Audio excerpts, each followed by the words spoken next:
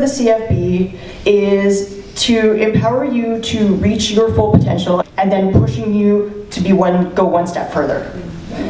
And you will have the support to do that, and it really resonates with me, and I think it aligns with who I am as a person. So just to give you the quick and dirty of my job history, my first job was volunteering, and I got it through the Military Police Blind Fund for Children, through which I've received a lot of services from them, and they presented me through a networking opportunity with that opportunity. I did some transcription work. I then went into a little bit of paid employment by scouting it out, kind of pounding the pavement at a job fair, and had a couple of months of work of supporting someone with adaptive technology skills. Then my real employment journey kind of began because while I was going to university, getting my degree, I worked for the federal government for Service Canada for 5 summers. I started out as taking telephone calls for Canada Summer Jobs. And if you want to know about Canada Summer Jobs, I can go into more detail after this presentation, but I did that and started out taking 50 calls the first summer, in addition to manning the 1-800 general information number, so I was kind of a generalist about passports and EI and all that kind of stuff. I knew how to sort of be the first line of defense, as it were, which is a term that relates to what I'm currently doing in my job as a project manager, which I'll come to in a moment. But I started out taking 50 calls, and the following summer I took 150 calls, and in the first summer I was responsible for the Comox Valley and Campbell River, and the second summer I was responsible for the whole central and northern Vancouver Island region. And then in 2009 I continued that on by supporting a Persons with Disabilities project because Service Canada wanted to know why people with disabilities weren't accessing their services and what they need to do differently. So I helped to pilot that and mainly do administrative tasks on that front because I'm super organized. Then I was a youth services officer. That program no longer exists, but I essentially worked with 2 other sighted colleagues to do information tables, try and get people into a casual labor program, so basically helping youth get jobs. I went to schools, made presentations on resumes, cover letters, all that kind of stuff. I was probably just as knowledgeable as they were, but still. So this is what sustained me while I was going to school. And then so HSBC is really my first foray into full-time employment, and I explained yesterday how I got that job, but it has been a really rewarding but also very challenging experience. And just for reference, how much time do I have, Mary Ellen, to kind of just can you do it in 5 minutes? Yes, I can, yeah. So the reason I asked Mary Ellen this is because as part of my job, and this is something I'm guilty of, and I'm going to call you guys all out on this as well.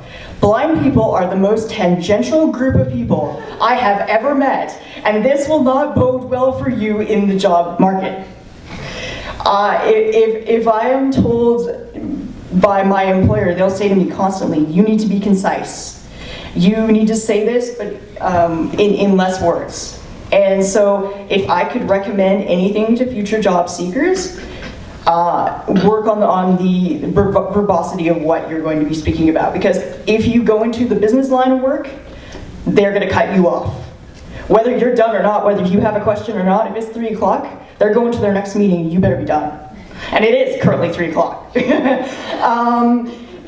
But also, I think where I was speaking to persistence, being adaptive or advocacy and ingenuity, in all of the jobs that I've gotten, I've had to be a very strong advocate. And you will have noticed in a lot of the presentations, advocacy, whether spoken or unspoken, has been the theme that people have brought up. Persistence, being determined. So in order to combat this unemployment rate, we have to fight. But this isn't just about jobs. This pertains to everything that we do as blind people in our lives. The unemployment rate is not high because it's just pertaining to jobs and we can't find a job. If you guys really think about it, it's in every aspect of your life. You just don't notice it as much because employment is what's getting you the money and you're not getting paid right now. I can count, I think, most of my friends, and maybe I surround myself with a lot of blind and visually impaired friends that are employed, but I'd say I can count at least 10 of us who actually are. So it makes me question what the stats are, and I don't think we as blind people are getting accurate stats either. So those are just, I just want to bring that to the forefront, is don't give up, but don't, don't think it's as bad as it is. I think we're making it out to be worse than it is, and I think it is making people even more depressed, because they're like, well, the unemployment rate's so high, what can we do, what can we do, what can we do? And then you lose fight and you give up, and you can't. And that's the commonality. And if it means that you find somebody within the CFB, because that's what this organization is about, I'm discovering. So find your people, connect to them, and don't let go, and be persistent. In terms of ingenuity, I would say you really need to focus on the visual skills. So for example, how Laura was talking about presentations we can't access, that's my life, that's my job. I'm confronted with screenshots 90% of my day. I'm confronted with PowerPoint presentations that I cannot access 90% of my day. I deal with SharePoint. I don't know if any of you dealt with SharePoint. If you have an accessible way of accessing SharePoint, please connect with me. It is a pain. It is the most convoluted, complicated website I have ever seen in my time of using technology. It is not easy.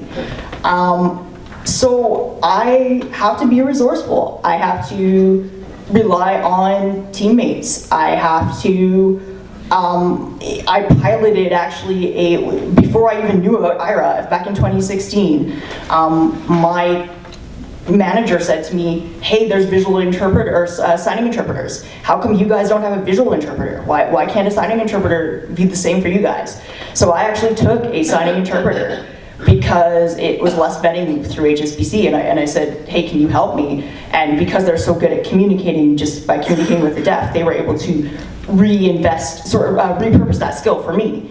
And it wasn't exactly what I needed, but it was along the right track. And I told everyone at work, hey, this works for me. But again, because I'm in project management and because it's so specialized, I need somebody who understands project management. So again, like this kind of connects to ingenuity. So yeah, I think I've covered advocacy. Yeah, you need to advocate for what you need. And I think we all showed that in our presentations yesterday. So I would say that's the biggest takeaways that I would have in terms of what has made me successful. Being able to advocate,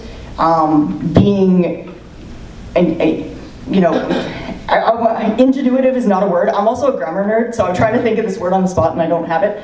But being able to be adaptable, and also knowing your stuff. So know how to interact with JAWS and color. Anything visual you need to know, which we don't get trained on as much as we should. Push for it, because you need it.